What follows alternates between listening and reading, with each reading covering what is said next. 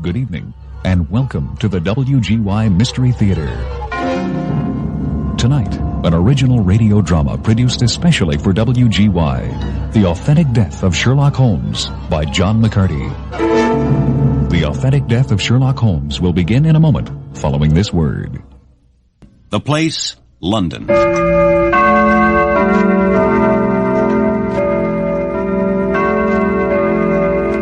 Good evening, ladies and gentlemen. This is the home service of the BBC. An unusual set of circumstances surrounds the appearance of tonight's guest speaker from the world of letters, science, and politics. So without further ado, let me introduce him to you. The eminent physician, ladies and gentlemen, Dr. John H. Watson. Speak into here, Doctor. Thank you. Ladies and gentlemen, good evening. My name is Dr. John Watson, and it is with a very sad heart that I accept the gracious invitation of the officials here to make use of this marvelous new medium, the wireless, to tell that last story that I shall ever tell about my dearest friend, Mr. Sherlock Holmes. In the past, through those writings with which most of you are probably familiar, I have attempted to record many of the strange experiences I've had in the company of this unique man. But it had been my intention to say nothing of that subsequent case which has created a void in my life that even the passage of a few years has done little to fill. But my hand has been forced. Those current newspaper articles in which Colonel James Moriarty has attempted to defend the memory of his brother at the expense of my friend have left me no choice. I alone know the truth about what took place between Professor Moriarty, the Napoleon of crime, and Mr. Sherlock Holmes, the greatest detective of our time. And here, for the first time, are the events of that drama, exactly as they unfolded. Beginning on a quiet night in early spring, as I sat alone in my lodgings. Yes! Just a minute, I'm coming! Why, Holmes, I thought you were on vacation. Excuse me, Watson. Do you mind if I come in? Of course not, Holmes. Come in. Thank you, Watson. Listen, would you have any objections to my closing your shutters? Why, no, if you like. There. You're afraid of something? Well, I am. Of what? Of air guns. My dear fellow, I am sorry for breaking in on you like this. Is Mrs. Watson in? No, she's away on a visit. I see that you're professionally rather busy just now. Yes, I have had a busy day. But really, I don't know how you deduced it. I have the advantage of knowing your habits, old fellow. When your round is a short one, you walk. And when it is a long one, you use a carriage. As I can see that your boots, although used, are by no means dirty, I cannot doubt that you're at present busy enough to justify the carriage. Excellent, Holmes. Elementary, my dear Watson. Please, sit down. And tell me, what's all this about air guns? I think that you know me well enough, Watson, to understand that I am by no means a cowardly man. At the same time, it is stupidity rather than courage to refuse to recognize danger when it is close by. Might I trouble you for a match? I think I have a cigarette somewhere. Holmes, your hand is shaking. Yes. I have been using myself up a little too freely of late. Can't you tell me why? Listen, old friend. As long as Mrs. Watson is away, how would you like to join me for a few days on the continent? Where? Oh, anywhere. It's all the same to me. It's not like you, Holmes, to take an aimless holiday. Now tell me, what's all this about? Watson, you have probably never heard of Professor Moriarty. No, never, I don't believe so. There's the genius and the wonder of the thing. The man pervades London, and yet no one has heard of him. I tell you, Watson, in all seriousness, that if I could beat that man, if I could free society of him, I should feel that my own career had reached its summit. And I should be prepared to turn to some more placid line in life. That's quite an admission for you, Holmes. Yes, it is. But I tell you, Watson, I could not rest. I could not sit quiet in my chair if I thought that such a man as Professor Moriarty were walking the streets of London unchallenged. But what has he done? He's the Napoleon of crime, Watson. He's the organizer of half that is evil and nearly all that is undetected in this great city. He's a genius, a philosopher, an abstract thinker, and a master of disguise. He sits motionless, like a spider in the center of its web. But that web has 1,000 radiations, and he knows well every quiver of each of them. He does little himself. He only plans. But his agents are numerous and splendidly organized. If there is a crime to be done, a house to be rifled, a man to be removed, the word is passed to the professor, the matter is organized and carried out. The agent may be caught, but in that case money is supplied for his bail or defense. The cunning genius who uses this agent, however, is never caught, never even suspected. Except by you, of course. You know my powers, Watson.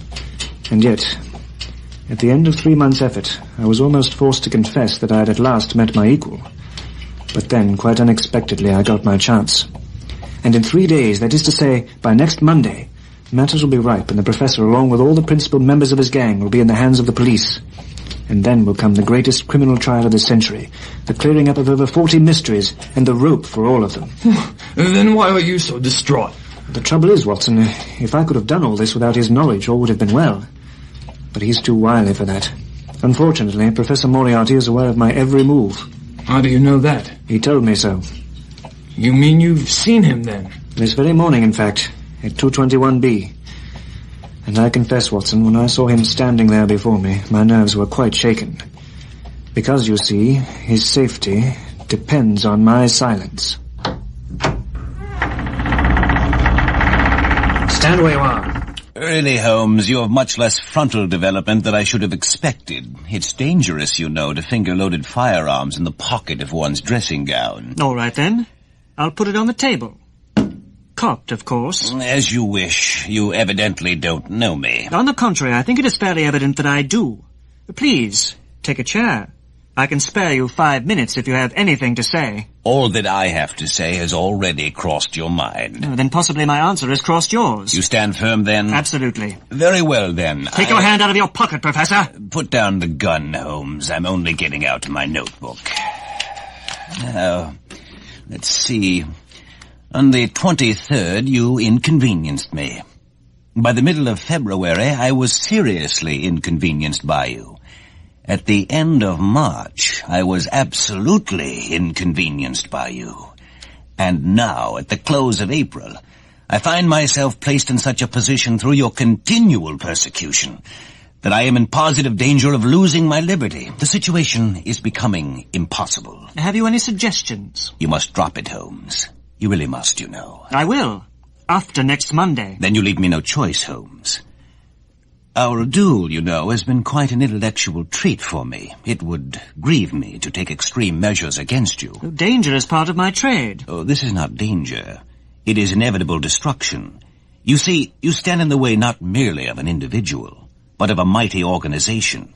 You must stand clear, Mr. Holmes, or be trodden underfoot. I am afraid, Professor, that as a result of this conversation, I am neglecting important business. And it does seem a pity, a man of your talents. But I have done what I could. You hope to place me in the dock, Mr. Holmes, but I assure you I will never stand in that dock. You hope to beat me. Well, I tell you that you shall never beat me. If you are clever enough to bring about my destruction, rest assured that I shall do as much to Sherlock Holmes. And that's all he said to you? I think it was quite enough, don't you? Why not take police precautions against him? You're forgetting about his network of agents, Watson. It's from them the blow would fall, not from Professor Moriarty. Of that I already have proof. You mean you've already been attacked? My dear Watson, Professor Moriarty is not a man who lets the grass grow under his feet. The first attempt occurred only an hour after the professor left me, as I was walking up Oxford Street. Oh, you're all right, sir? Yes, thank you for shouting. You saved... Your clothes are all covered with mud, sir. Here, let me brush them off. No, that's all right, thank you. That was nearly a nasty accident, sir. You're right, gentlemen. It was nearly nasty. But I assure you, it was no accident. It wasn't, sir. The second attack came as I was walking down Bear Street this afternoon. A brick came down from one of the nearby houses and was shattered to fragments at my feet. A constable told me it must have been thrown down by the wind. But I tell you now, Watson, it was a wind with a name. Moriarty. Exactly. What can we do then, Holmes? Until next Monday, your life is obviously in danger. The best thing I can do, Watson, is get out of the city for a while, preferably in the country. That's why I suggested you go with me on a trip to the continent. I should be glad to come. And to start tomorrow morning? If necessary. It is, old man. Good. And these are your instructions, and I beg you, Watson, to obey them to the letter. For you're now playing a double-handed game with me against the cleverest rogue and the most powerful syndicate of criminals in Europe. And what do you wish me to do? In a few moments, I shall sneak out and be gone over your back wall.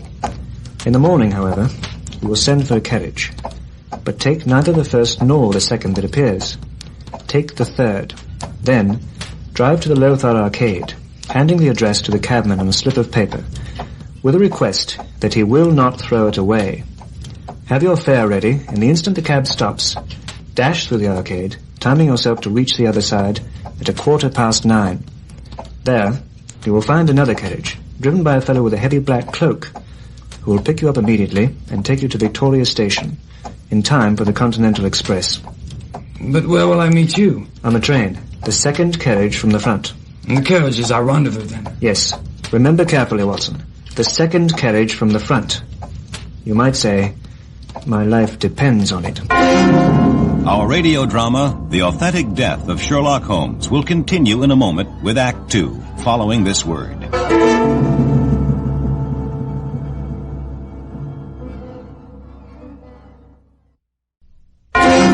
We continue now with The Authentic Death of Sherlock Holmes, Act 2. That presented itself at my door rather than the first or second, which Holmes wisely deduced might have been planted for me by Professor Moriarty. And yet, as we drove safely to the Lothar Arcade, I could not help but glance through the carriage window at the many passers-by, and wonder just how many of them might be members of the Professor's network of spies. Arriving at the arcade, I hurried at the top of my speed to the other end, reaching the carriage stops at the exact time Holmes had specified, 9:15. As planned, the carriage was waiting for me there, driven by a very massive gentleman wrapped in a dark cloak. The instant that I stepped in, he whipped up the horse and we rattled off to Victoria Station.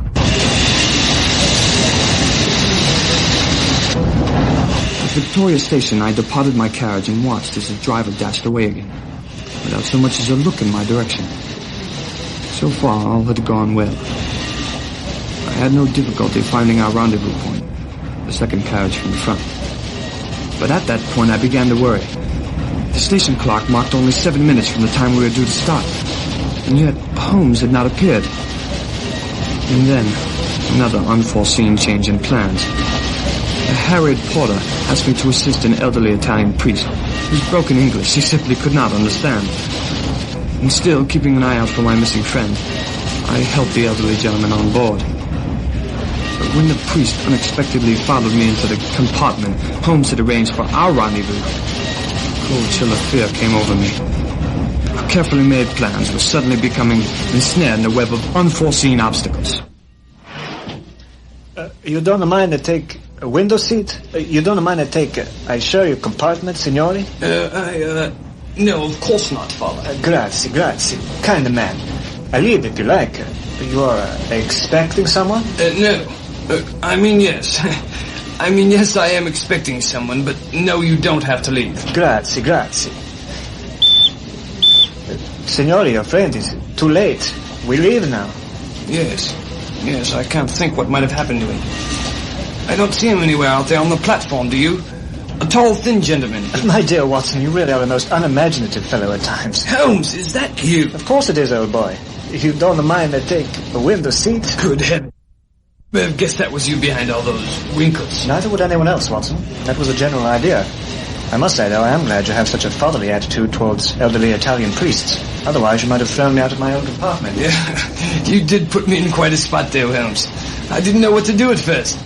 But really, was that disguise that necessary? Every precaution is necessary. Never forget who we're dealing with.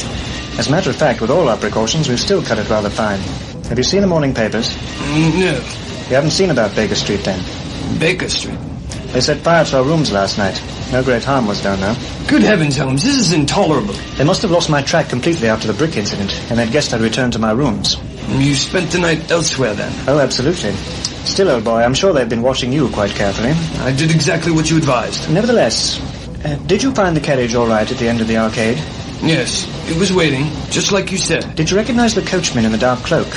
That wasn't you, was it? No, but it was my brother Mycroft. I chose to use him rather than a mercenary in this case. Much safer.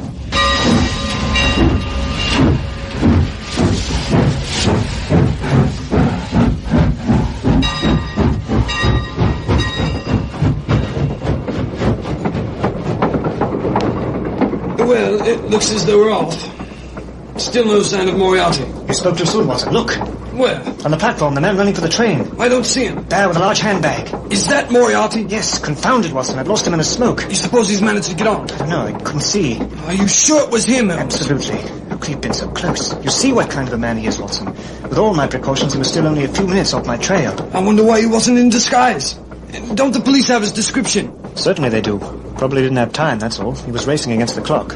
But we still don't know whether or not he caught the train in time. I know, but we must assume that he did. Then he'll probably start searching each compartment until he finds us. Not him, old boy. What do you mean? You saw that large black handbag he was carrying, didn't you? Yes. Well, I can assure you, Watson, it didn't contain just a change of underclothing. A disguise. Exactly. Probably more than one. You see, desperate or not, Professor Moriarty is not the kind of opponent who would search me out and kill me on a public train, while still wearing his own face. We must hide then, Holmes. But my dear Watson, I am hidden. What? You don't mind I share your compartment, signore?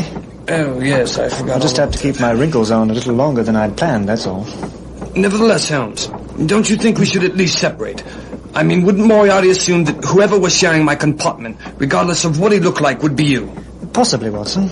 But even so, I don't think Professor Moriarty would commit murder on the basis of an assumption. After all, he might assume wrong. And then where would he be? A murdered priest? Why, he'd be hounded all over Europe. No, I'm convinced Moriarty's only game right now is finding me. And then what? Then he'll make a spinal move, but only when I'm wearing my own face. I still don't like it, Holmes. As soon as he recognizes me, he's bound to suspect you. You're assuming, of course, that he knows what you look like, old boy. But he must know. You told me yourself he's been watching me. No, Watson, I said they've been watching you. Moriarty's spies. I would deduce that the professor himself has never laid eyes on you. I hope you're right. Assuming I am, and assuming he did catch the train in time, all we can do now, old fellow, is keep an eye on that compartment door. And be wary of whoever steps through it.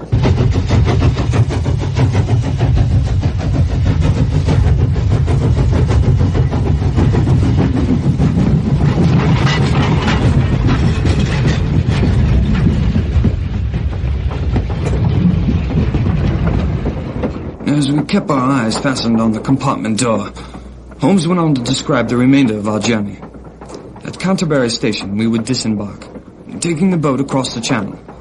From there, we would make our leisurely way to Switzerland, winding up at the small hamlet of Rosenau, where we would find a hotel and spend the next week sightseeing in complete anonymity. Holmes, of course, would keep abreast of the situation in London by cabling Inspector Lestrade. On Monday, the rounding up of Moriarty's network of agents was to begin.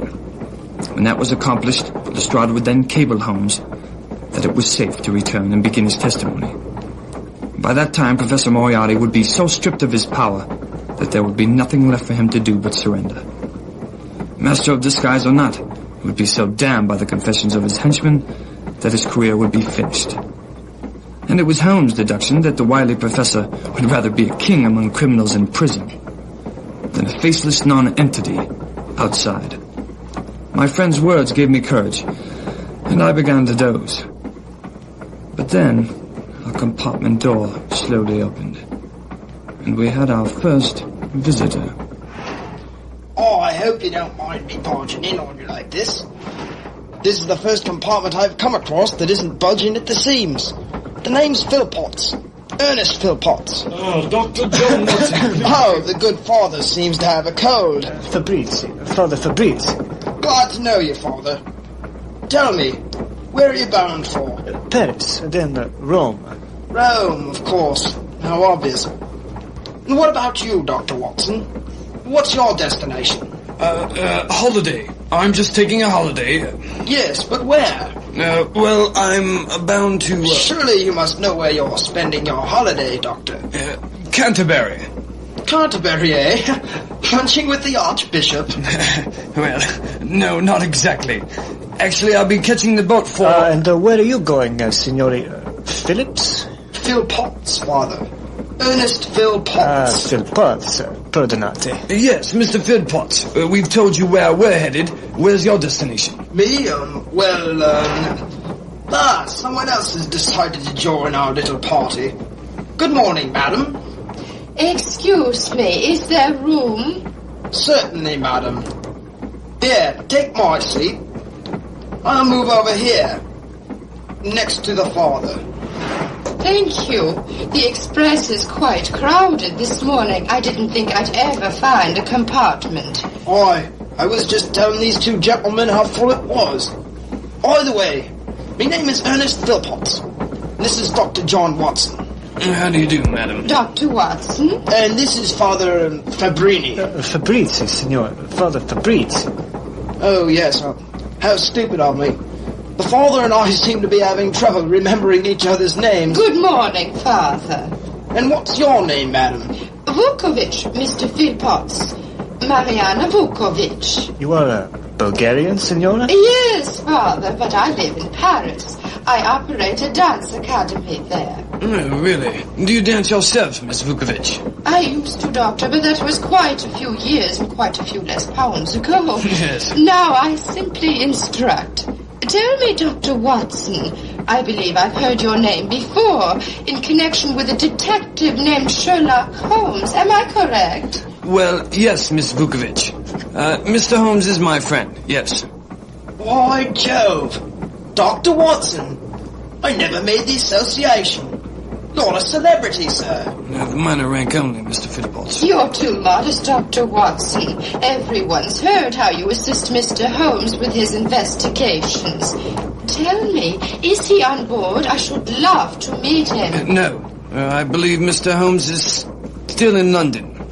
We've not been working too much together since my marriage. I see. Your wife is with you, then? No. She's away visiting relatives. Oh, there's a sly old fellow. While the wife's away, the doctor takes a holiday. Well, I'm glad you did, Doctor. I should love to hear about one of your investigations with Mr. Holmes. Well, I would... Please, Doctor. I too have heard of this Sherlock Holmes. Don't they say he has greater powers than any criminal? I've heard that too, Doctor. Tell me, you know this. Has your friend ever met his match? No. Never. Never is a long time, Doctor. Do you suppose that somewhere there is a criminal whose gifts, shall we say, surpass those of your friend? Possibly, madam. But if there is, I've certainly never heard of him. 'Tis an interesting theory. Wouldn't you say, Doctor? Yes, 'tis. But assuming there is such a mastermind, wouldn't you suppose that his ego would prevent him from staying unnoticed for so long? On the contrary, Doctor. Wouldn't staying unnoticed be the greatest sign of his genius? Excuse me, tickets, please. Yes, certainly. Here you are, Steward. Yes, here's mine. Father, may I pass yours over? Grazie. Mr. Philpotts, may I give him yours? Oh, I'm sorry, but I caught the train late. May I purchase my ticket now, steward? Certainly, sir. Your destination? I'll be making the connection at Newhaven. Here you are. And here's your change, sir. Thank you, madam. Gentlemen, please have a safe journey. Well, now that that's all over, what were we saying? Miss Vukovic was saying that the genius of our master criminal would be his ability not to give himself away. Would you agree, Mr. Philpotts? That would seem logical. Oh, look. Isn't that the Claridge Tunnel curving up ahead? I always get such a thrill when I see it. To think that men could carve such a long tunnel right under such bedrock. Men, after all, created the pyramids, signor. Would you like to take my seat to see better? No, thank you, Father. We'll be going through it in a moment. Then we won't even be able to see the noses in front of our faces. Don't anyone try to leave or we'll be treading on each other's feet. I think I have a match somewhere here. Too late, Doctor. Here we go. My goodness, it's as black as night.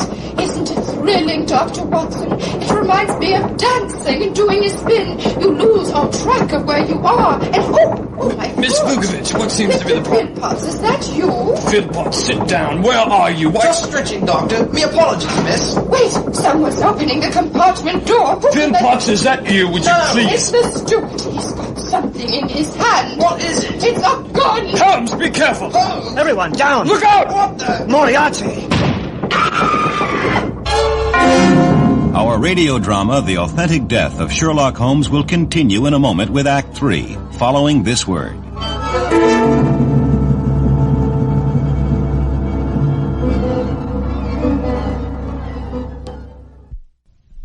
And now the conclusion of our radio drama, The Authentic Death of Sherlock Holmes, Act 3.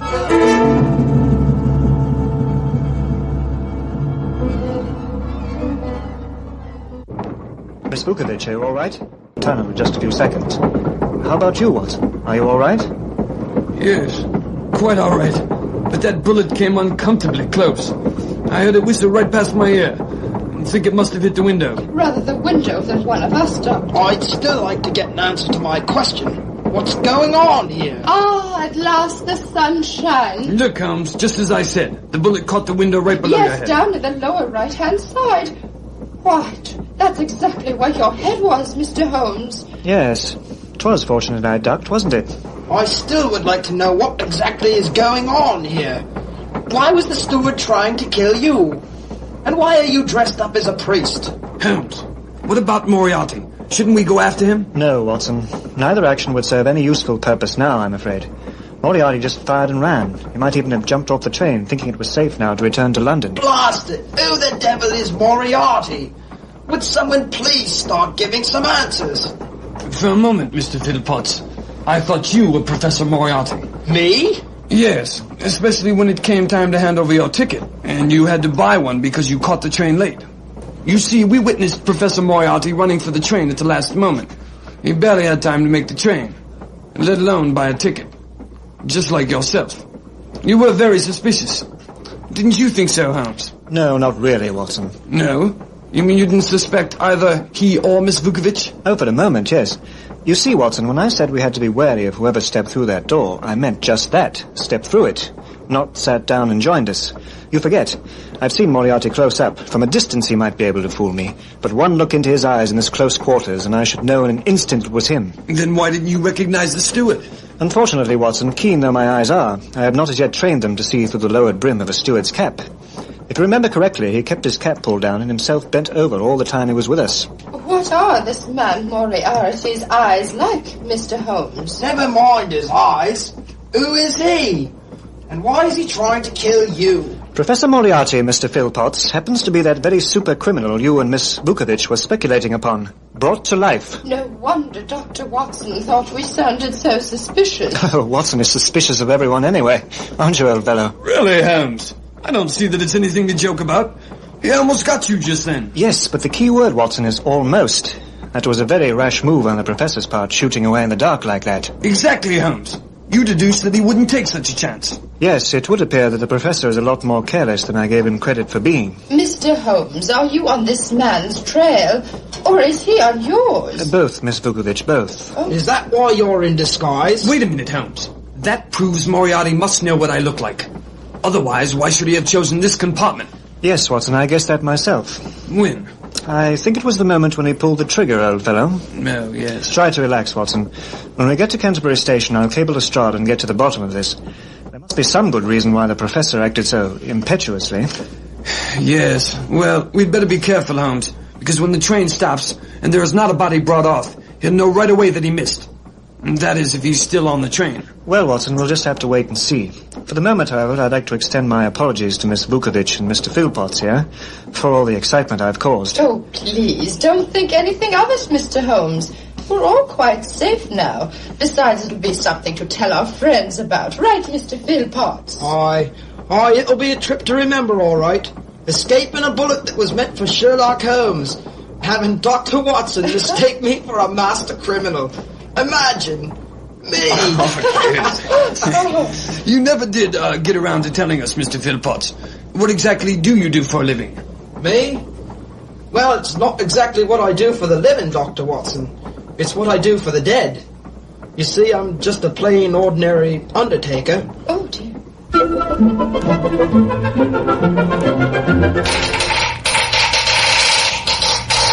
Confound it, Watson. What is it, Holmes? Did you get through to Lestrade? Yes, I have his reply right here. Well, what does he say? He says, Watson, that due to a leak in security, he was forced to begin the roundup of Moriarty's gang 2 days early. so that none of them will have time to escape. Well, has he arrested all of them? Yes, almost all of them. Well, at least that's something. Only one of them escaped. Unfortunately, he was the most important one. You mean Professor Moriarty? Yes, Moriarty. It would appear, Watson, that the professor was not running to catch our train simply so that he could be near me. He was fleeing England as well. That would mean he wouldn't have jumped off the train, then. Precisely. Then he'll no doubt still be after us. Yes, no doubt. But wait a minute, Holmes. There's still something I don't understand. If the professor's gang is all behind bars, what point is there now in trying to silence you? Quite observant of you, Watson. Something you once told me. What did you say, Holmes? Listen, Watson, I think you'd better return to England. Now. What? Why? Because I'll be an even more dangerous companion from now on. Look, Watson, this man's occupation is gone. Finished. He has only one purpose now. But you yourself said he might give himself up. And well, he might. Afterwards. After what? After he gets his revenge, Watson. Something he once told me. If you are clever enough to bring about my destruction, rest assured that I shall do as much to Sherlock Holmes. That's all he's after now, Watson. Revenge. Against me. And he won't rest until he gets it. He'll stop at nothing now, not even killing you, old friend. We've been in danger together before, Holmes. Not like this, Watson. This danger is too single-minded. Well, so am I. Especially when it comes to sightseeing at Rosenau. Now, the boat's waiting. Are you going to join me or stay behind? Oh, Watson, you are incorrigible. Why, thank you, Holmes. That night, Holmes and I made our way across the channel and on to Switzerland. Only we knew our ultimate destination. And to help keep that secret, we secured ourselves a pair of carpet bags and shipped our actual luggage on to a false address in Paris. For a charming week, we wandered up the valley of the Rhone, branching off slightly to cross the Gemmi Pass on our way to Rosenau. All was peaceful. But it was also very clear to me that never for one instant did Holmes forget the shadow which lay across him. Wherever we walked, I could still tell by his quick glancing eyes and his sharp scrutiny of every face that passed us that we could never walk ourselves clear of that one danger which was dogging our steps. Once a large rock became dislodged and thundered down before us. In an instant, Holmes had raced up the ridge and craned his neck in every direction.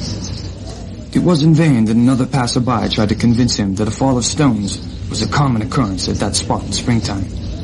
Holmes said nothing. He simply gave me a smile. The smile of a man who was having his every expectation fulfilled. On the evening of May 3rd, we finally reached Rosenau and quickly secured ourselves a room. Oh, there you are, Holmes. I was wondering what was keeping you. I decided at the last minute to stop by the telegraph office and send a message to Inspector Lestrade. How's the fire? Very comfortable. And very comfortable indeed. And what did he say? My dear Watson, even the intrepid Lestrade must sleep sometime. I suspect he'll wire his reply first thing in the morning. Heat of the flames feels good, doesn't it? What did you ask him? Oh, nothing very penetrating. Just if he'd sent Moriarty's description to any of his colleagues on the continent yet. Not that it will do much good if he has. Really, Holmes, there must be something someone can do. This sitting around waiting for the axe to fall is simply too much. I just don't see how you can be so at ease. It's because I know exactly what to expect, Watson. And what is it exactly that you do expect, Holmes? Well, tomorrow, old fellow, I expect to have a very enjoyable time touring the countryside. Our landlord said he'd take care of finding us a suitable guide. So I suggest we get a good night's rest. What do you say? I say I just wish this Moriarty fellow would hurry up and show himself, that's what. Oh, don't worry about that, Watson. He will. You know, I was even suspicious of the landlord when we first came in. And I was almost tempted to pull on all those whiskers of his to see if they'd come off. Well, I'm certainly glad you didn't, old fellow. Otherwise, I'd be sleeping out on the street. Yes. Well, perhaps you're right. A good night's rest would do me good. By the way, what is our itinerary for tomorrow? Well, depending on our guide's stamina, I should like to journey across country and return by way of the falls. What falls are they? The Reichenbach Falls. Oh, yes. Yes, I'm told they're quite spectacular. Sounds like a full day, Holmes. Yes, Watson, it should be. It should be. Well, I'm off. You know, Watson, staring at these flames, it makes me think. What about him? Well, Watson, I've never remarked upon this to you, but when all is said and done, I think I've lived a life that's not been wholly in vain. Wouldn't you agree? Yes, of course I would. What makes you ask? I mean, if my record were closed tonight, I could say that in over 1,000 cases, I am not aware that I have ever used my powers upon the wrong side. No, of course you haven't, Holmes. And that the air in London is a little the healthier for my presence. Yes, well, that's true, Holmes, but why do you bother to say it? Because your memoirs of my activities will draw to an end, Watson, on the day that I crown my career by the capture or extinction of the most dangerous and capable criminal in Europe. And that day is drawing near, Watson. That day is drawing near. Good night, old fellow. Yes. Good night, Holmes.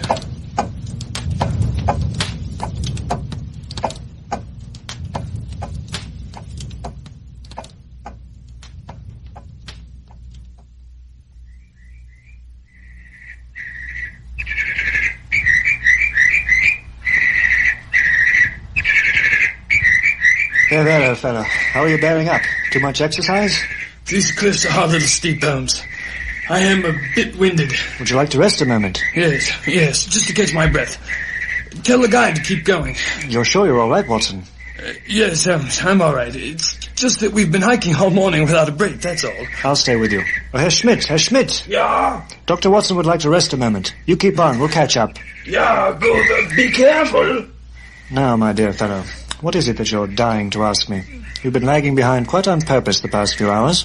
It's just that I didn't want Schmidt to hear us, that's all. What's the matter, don't you trust our guide? I told you last night, Holmes. Until Moriarty shows himself, I don't know who to trust. That's what I've been wanting to ask you. You left in such a hurry this morning. I didn't get a chance to ask you if you'd heard back from Inspector Lestrade. Yes, of course I did, old fellow. First thing. It was as I suspected. You had nothing new to report, so I didn't bother mentioning it. Well, has he sent out Moriarty's description to the European police? Yes, Watson, but there's been no sign of him. I knew there wouldn't be. I just didn't want to worry you by telling you so. Come on, let's enjoy the scenery. We're almost to the falls. We don't want Herr Schmidt to get too far ahead of us, do we? No, I suppose not. You know, Holmes, I could do with a pair of those lens shades of his. Don't you find it extraordinarily bright up here? Yes, I do. I believe he has an extra pair. He offered them to me an hour ago. Why don't you ask? I say, there's the falls. Yes, the Reichenbach Falls. Spectacular, isn't it? They're massive. Mysterious, too, the way you walk around that little bend. Suddenly there they are. Why, you can't even hear them until they're on top of you. Yes, I would deduce that the walls of the pass we just came round act as a cushion against the thunder of the falls. Look down, Holmes. The drop is sheer. Herr Doctor, be careful. Do not get too close to the edge. The spray makes it very slippery. Yes, thank you, Herr Schmidt. I was just remarking to Mr. Holmes how dangerous... Have many people lost their lives by falling? Only foreigners, Herr Doctor. The people of the village, they are very careful. They know that their cries for help cannot be heard above the roar of the falls. They know that the water is very deep and that jagged rocks are just below the surface. Only foreigners like yourselves take chances and get too close. That is why they should take a guide with them. Unfortunately, many foreigners are... what is the word in English? I believe the word is frugal, Herr Schmidt. Or to be more exact, cheap. Cheap, yeah, that is the word. Excuse me, Herr Schmidt. I can't quite make out in the glare. Is that someone running towards us from around the bend? Yeah, a messenger boy from the Englischerhof, I think.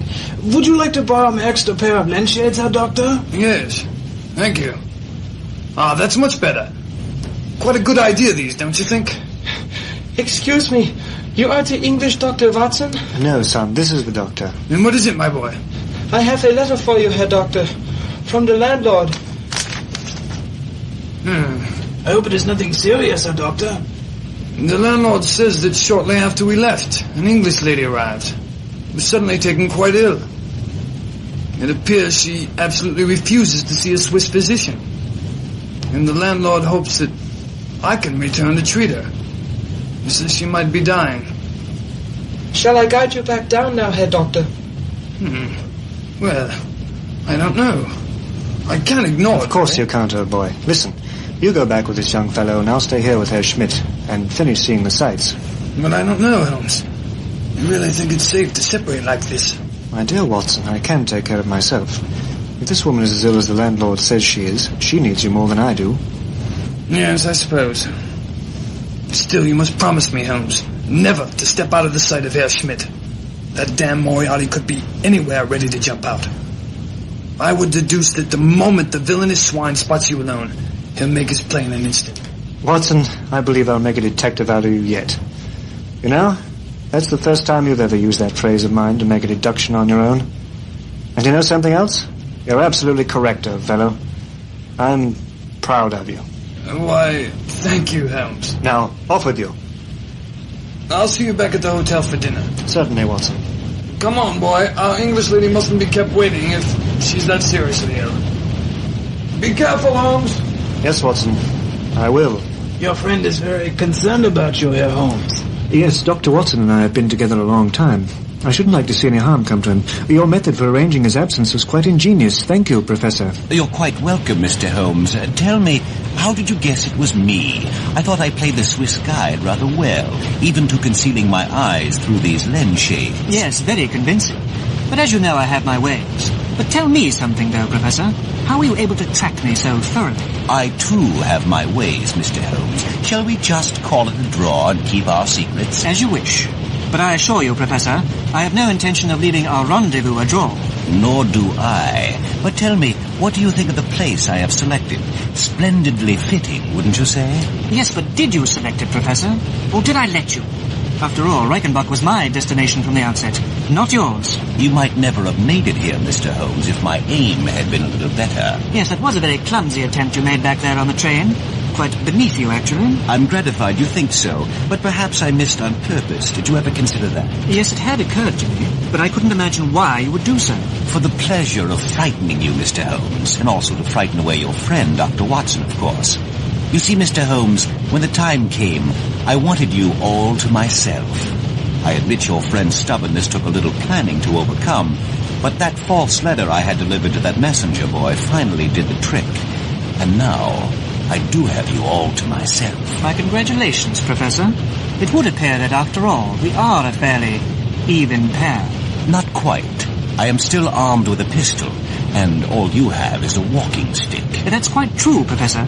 But the one thing you don't have, and it is the thing you should have most, is what I have in mind. And what is that? Fulfilling the prophecy, Professor Moriarty. What prophecy? Yours. To end us both. It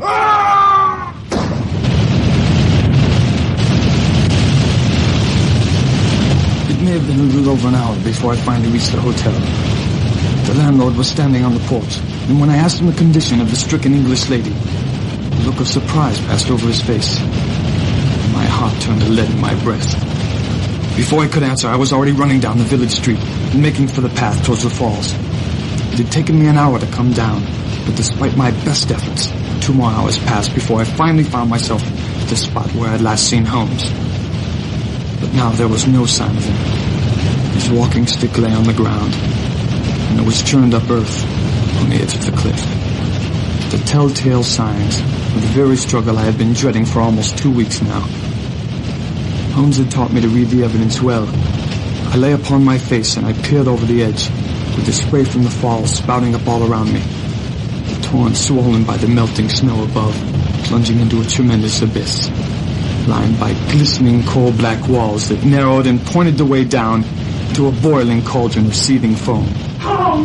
I shouted, but only my own voice and the half-human cry of the Reichenbach Falls were borne back to my ears.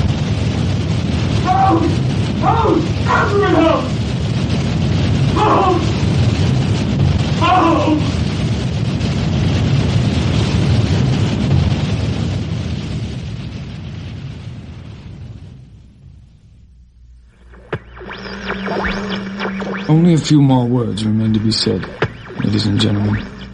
An examination by experts leaves little doubt that a personal contest between the two men ended, and they're both reeling over the cliff. Any attempt at recovering the bodies was absolutely hopeless. As to the trial of Moriarty's gang, it will be remembered that the hand of my dead friend weighed heavily upon them, for the evidence he helped gather succeeded in removing them from society forever. Of their terrible chief, however, Few details came out during the proceedings. His fate was personally overseen by Sherlock Holmes, at the expense of my friend's own life. Now at the bottom of the Reichenbach Falls remains for all time the most dangerous criminal and the greatest detective of our generation. My only purpose in speaking to you tonight was to clear the air and to vanquish those attacks which have recently been made upon the memory of my friend. In an age increasingly without heroes, Sherlock Holmes remains a hero.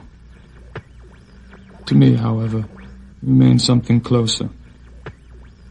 To me, Sherlock Holmes will always be the best and the wisest man whom I have ever known. Thank you for your attention this evening, and good night.